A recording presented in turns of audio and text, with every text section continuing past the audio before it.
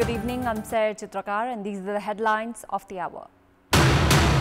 The race to construct airports under political influence and without adequate study high. Billions from state coffers going to waste.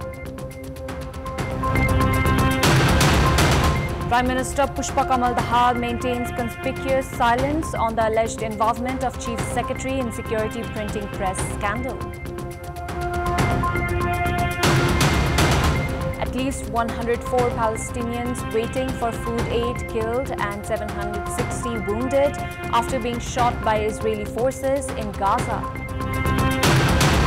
And Nepal taking on Jordan in the final of WAFF Women's Championship currently underway at the Prince Abdullah Stadium in Saudi Arabia. Nepal leading with a goal by Sabrita Rana Magar. It has already been 1 week since the victims of loan sharks arrived Kathmandu after walking a distance of almost 600 kilometers on foot from Mechi and 500 kilometers from Mahakali demanding justice. The victims who have been taking shelter at capital's Prikuti Mandap have started falling sick. However, the government has remained indifferent towards their health and treatment. Children and senior citizens who had also joined the March for Justice have started reporting health problems. They have no access to health services and are reeling under lack of proper food and safe drinking water. Proper management for their accommodation has also not been made. Doctors have warned of an outbreak of epidemic as the victims of loan sharks have been crammed together amid the changing weather condition. The government that has been hesitating to address their demands, while the authority has also remained indifferent towards their health condition that has been deteriorating by the day. A large number of public representatives, based on their political reach, have made demands for construction of airport and have blacktopped runways of airports that have remained out of operation for a long time. These demands have been further increasing amid lack of investigation on such instances of policy-level corruption and irregularities by the Parliament and the Commission for the Investigation of Abuse of Authority, CIAA. The Civil Aviation Authority of Nepal CAN had been compelled to conduct a study to assess the feasibility of constructing an airport in Dharan due to political pressure. CAN had spent around 1 billion rupees for blacktopping of the runway and construction of terminal building, tower and fuel depot in Dang Airport. The airport had been upgraded due to pressure from Dang's public representatives and leaders at the center. However, the airport has remained closed. They have started exerting pressure on the government, demanding expansion of the runway to 1,500 meters to operate large aircrafts. Leaders of Dang had also pressed the government to allocate budget in the ongoing fiscal year for the construction of an airport in Narayanpur, even though the nearby district of Nepalganj is considered the hub for domestic airports, while there already is an airport in Dang itself. The government had allocated budget to conduct a feasibility study for the construction of an airport in former Minister for Foreign Affairs Narayan Khadka's home district, Udaipur. However, all the efforts were put to a halt after Khadka lost his ministerial post. The construction of an airport in Arghakhachi that began during the term of former Deputy Prime Minister Top Bahadur Rai Majhi has yet to be completed. Former Minister Gokul Baskota has directed to conduct a study for the construction of an alternative domestic airport in Kavri. This has also remained stranded. Out of 3 international airports and 55 domestic airports across the country, only 34 are currently operational, while only 6 airports are fully operational. Time now for our segment Public Pulse, where you text us with your opinion. Public Pulse. Before that, let's take a look at the result from yesterday's poll. Yesterday, we had asked who is responsible to avoid the exodus of football players. 53% voted for A, ANFA, 36% for B, National Sports Council, and 11% for C, players themselves.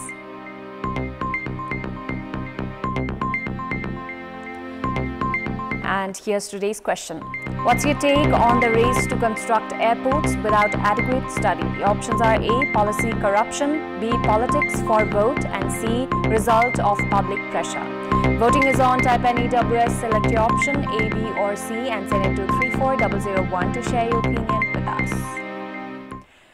It has come to light that Chief Secretary Bakuna Aral was involved in the dealings with middlemen in Terramox scandal. Prime Minister Pushpa Kamal Dahal, meanwhile, has maintained a conspicuous silence on the development, which adds to already existing controversies related to security printing press, among others. The corruption case in procurement of security printing press is currently in consideration at the special court. Former Executive Director Bikal Paudel is in custody over allegation of irregularity.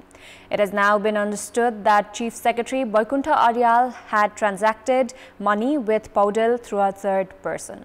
The development comes at a time when preparations are underway to appoint Paudel to a post, once again by demanding amending regulation. Ironically, Chief Secretary Aral had helped in the amendment of the regulation. The CIA, meanwhile, has also been taking statements from Aral in connection with the Terramox procurement. Questions have been raised on the silence maintained by both political and administrative leadership. Public officials of decision-making levels have grown fearful of taking decisions as many corruption cases have seen government officials investigated while ministers alleged of involvement have been given clean chit. This has affected the overall work execution of the government. Meanwhile, Prime Minister Pushpa Kamal Dahal has been agitated by the trend of ministers and officials dodging responsibilities. The Premier has said this practice has dented state ambitions and has warned that compensations will need to be made by those whose indecision will affect the state. Premier Dahal made a sharp remark today that the administrative hub Singadarbar had been crippled at a time when the country should be heading towards development and good governance should be ensured. He warned of actions against ministers and government officials who affect development works, fail to take timely decisions and coordinate with required entities. The government had determined 1,777 milestones that needed to be completed by mid-February. However, at today's meeting held to review government performance so far, the Premier shared that 14% of these milestones had yet to commence, while 51% were still ongoing. Likewise, only 20 of the total infrastructure works had been achieved so far in the ongoing fiscal year. In this context, in our Public Voice segment, today we have asked people in several provinces what they have to say to ministers and officials who have been alleged of involvement in corruption. Let's take a look at what they had to say.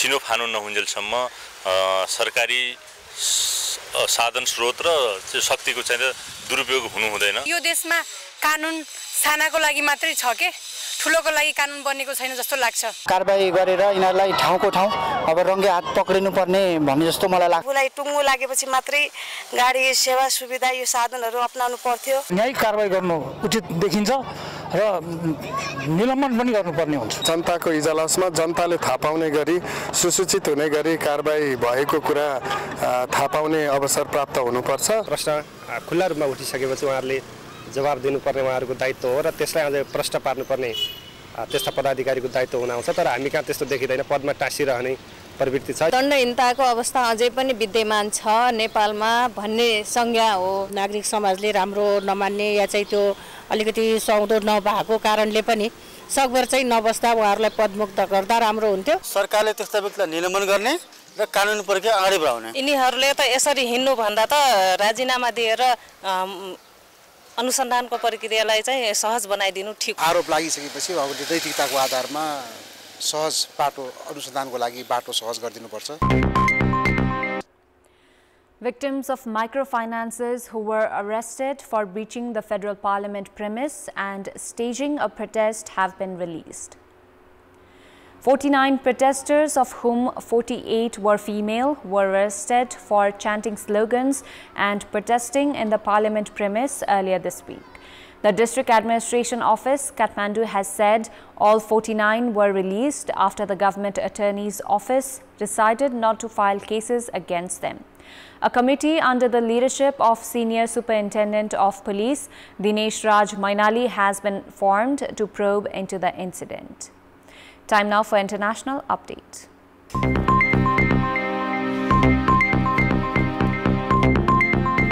The Palestinian Foreign Ministry condemned what it says was a cold-blooded massacre, reporting that at least 104 Palestinians were killed and 760 wounded. The citizens had congregated at Al Rashid Street, where 8 trucks carrying flour were believed to be on the way. Al Jazeera's Ismail Al-Khol said that after opening fire, Israeli tanks advanced and ran over many of the dead and injured bodies. The dead and wounded had been taken to 4 medical centers, Al-Shifa, Kamal Adwan, Al-Ali and Jordanian hospitals. Ambulances could not reach the area as roads had been totally destroyed. The mass shooting was the latest instance of systematic attacks on hungry people waiting for scraps of food.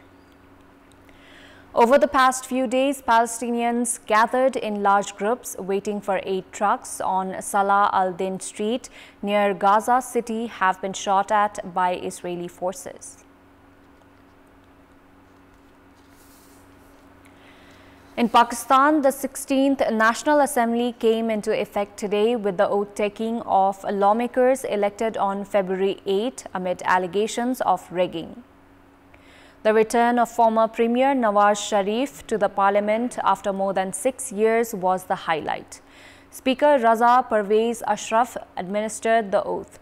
PMLN President Shehbaz Sharif, ex-President Asif Zardari, PPP Chairman Bilawal Bhutto Zardari and JUIF Chief Maulana Farzul Rahman were among the top politicians who took the oath today amid protest by the members affiliated with Imran Khan's party.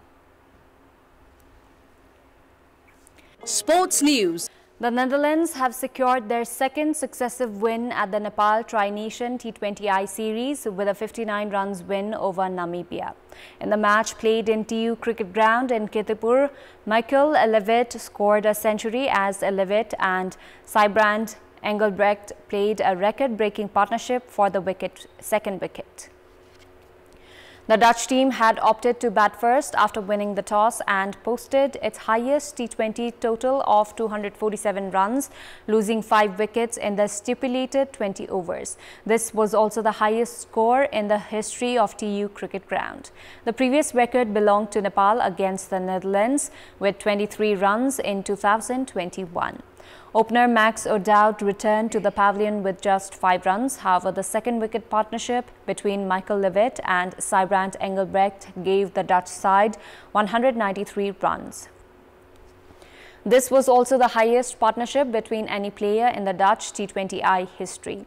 Levitt scored personal 135 runs in 62 balls, which included 11 fours and 10 sixes, making a history of the highest score of any Dutch batter in T20I. The record previously belonged to Max O'Dowd at 135. Engelbrecht contributed personal 75 runs in 40 balls, scoring 5 sixes and 7 fours. Ruben Trumpelman claimed 2 wickets for Namibia.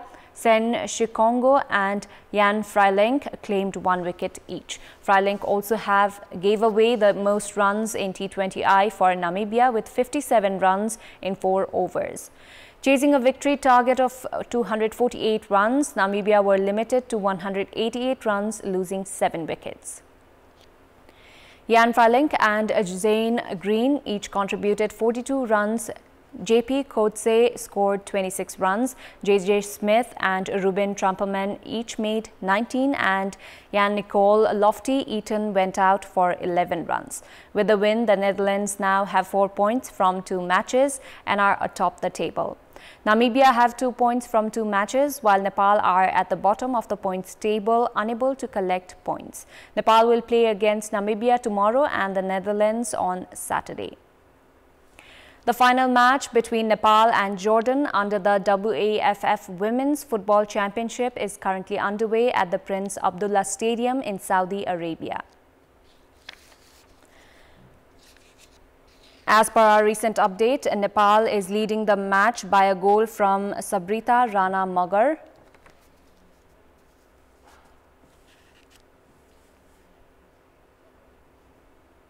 That's all for the moment. Thank you for watching. Good night.